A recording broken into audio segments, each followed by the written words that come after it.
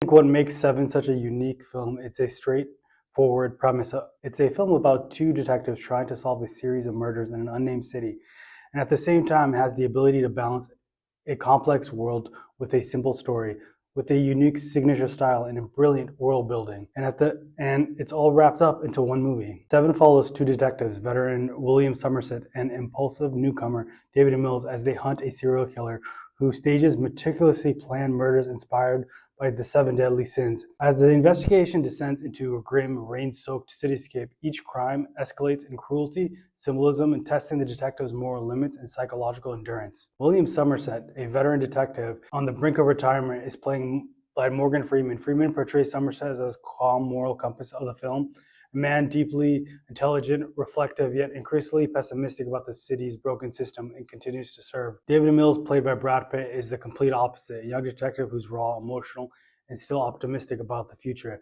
Pitt brings a natural charm to the role, making Mills impulsive but deeply human. And as a result, the audience can help not but to root for him, but for him to succeed, which eventually comes to bite us at the end. Seven was a redemption arc for director David Fincher after Alien 3, which long rumored to have compromised production and was his first chance to direct something special. Seven helped Fincher reestablish themselves in Hollywood and create a specific signature style that Seven was the first film to help influence entire genre. We got it inspired by darker, more morally ambiguous crime films, and also popularized films that couldn't break their mainstream films, couldn't handle bleak endings. Fincher became a reference point. Seven grossed in 1995 $101 million domestic, $329 million worldwide.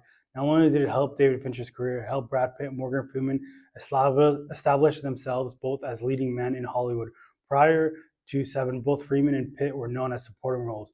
This movie was critically acclaimed and a global hit. That wasn't a franchise film or a big budget action film. It showed Hollywood and critics that Brad Pitt and Morgan Freeman are legitimate stars. It works because it's a detective story that resisted being overly complicated or difficult to follow. Unlike many other detective films that's drowned in convoluted plotting, Seven grounds itself in clear, genius premise. A killer who structures his crime around the seven deadly sins: pride, envy, gluttony, wrath, and sloth. The sin-based structure, and this film paid off. That's why the killer is choosing to kill his victim based on the sins. Another aspect I really enjoyed about the film is its world building. The city is unnamed. We never really learn where the story takes place, but it's constantly dark, raining, bleak. The director deliberately chooses to shoot the film in muted, shadow-heavy tones, allowing the audience to feel the grit, the dirt, and the rawness of human nature. The city is consumed by a crime and moral decay, and the film fully immerses you in a very oppressive world. One of the biggest criticisms in the film